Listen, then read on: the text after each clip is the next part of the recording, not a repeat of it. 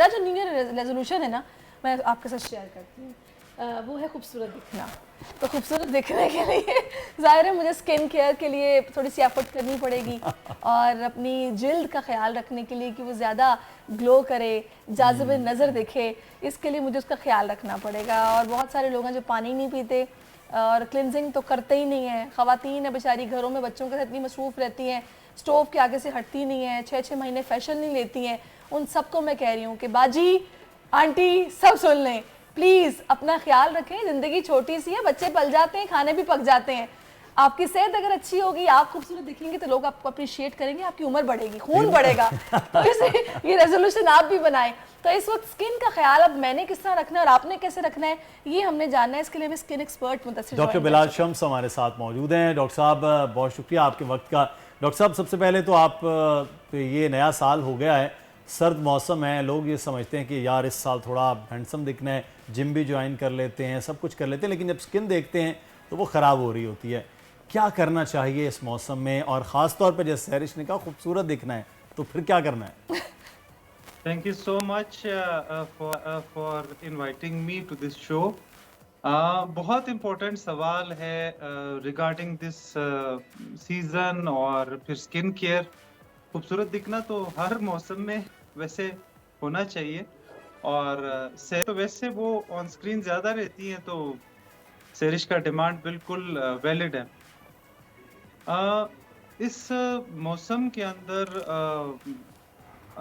जनवरी का स्टार्ट है और पाकिस्तान के कुछ इलाके वहाँ बहुत ठंड है, तो उसमें फिर स्किन केयर इसलिए ज़्यादा इम्पोर्टेंट हो जाता है कि कुछ डिजीजेस फ्लेयर अप करती हैं इस मौसम के अंदर। सही। खुसूसन वो लोग जिनको एक्जिमा का इशू है, जिनको सेबोरिक डर्मेटाइटिस का इशू है, सर में खुश्की है, ड्राई स्किन है, वो लोग मॉइस्चराइजर्स का ज़्यादा से ज़्यादा इस्तेमाल और वो सन ब्लॉक्स जो मॉइस्चराइजिंग सन ब्लॉक्स हैं उनका इस्तेमाल करें।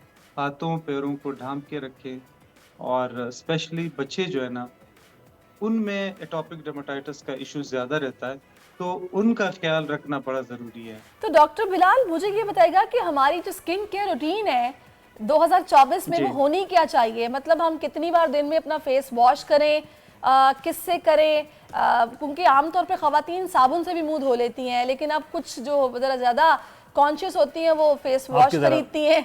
और उसके अलावा क्लिनजिंग कितनी बार करनी चाहिए, किस वक्त करनी चाहिए, पानी कितना पीना चाहिए, ये सारा कुछ बताएं आज।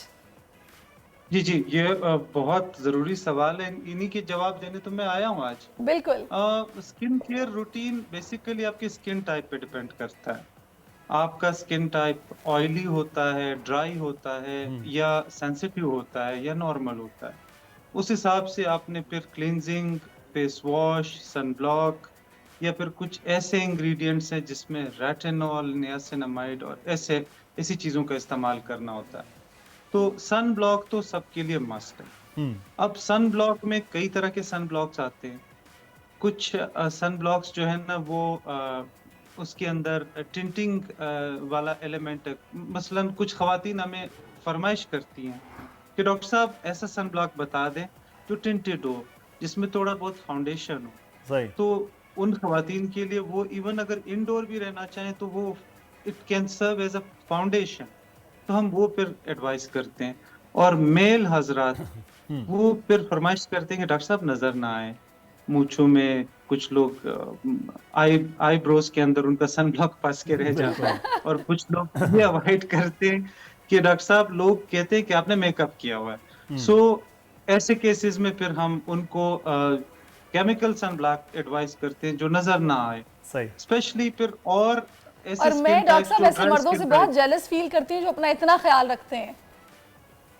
ये वैसे ये टेबू खत्म होना चाहिए। Exactly. मेल्स का भी उतना ही हक है स्किन केयर के ऊपर जितना फीमेल्स डॉक्टर है। साहब बिल्कुल अभी तो इब्तदा में जब सहरी से बात कर रही थी कि बच्चे भी पल जाएंगे, खाने भी बन जाएंगे, अपना ख्याल रखें, तो मर्दों से भी मैं ये कहूँगा कि ख़वातीन की शॉपिंग के लिए आप इतने तरद्दुद न करें, इतनी कमाई न करें, आप भी अपना ख्याल रखें, बहुत ज़्यादा ज़रूरी है। डॉक्टर बिलाल से रब्ता भी रखें कि कौन से प्रोडक्ट इस्तेमाल करनी चाहिए।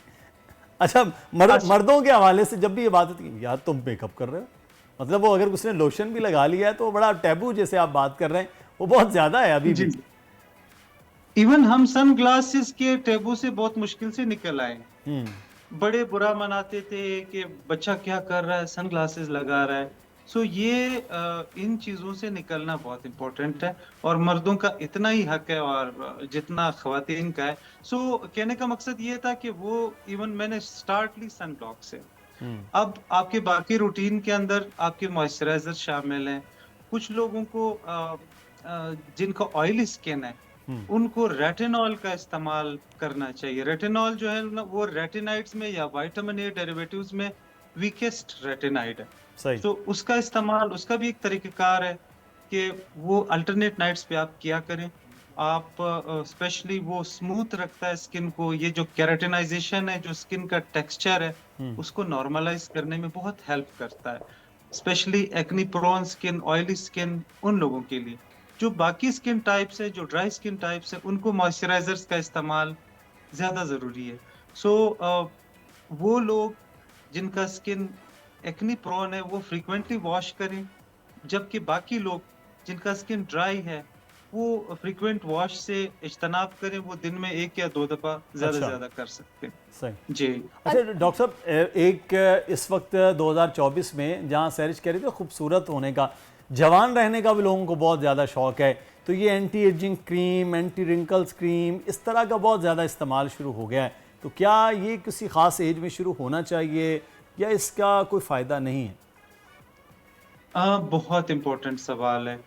जब हम 20 साल के हो जाते हैं तो 20 साल के बाद जो आपका कोलेजन प्रोडक्शन है, जो आपके स्किन को स्ट्रेंथ देता है, ये 1% इसकी प्रोडक्शन कम होती है हर साल। अच्छा। यानी 10 साल गुजार लें तो 10% रिड्यूस होगा, और अगर बंदा 40 साल का हो जाए तो 20% रिड्यूस होगा।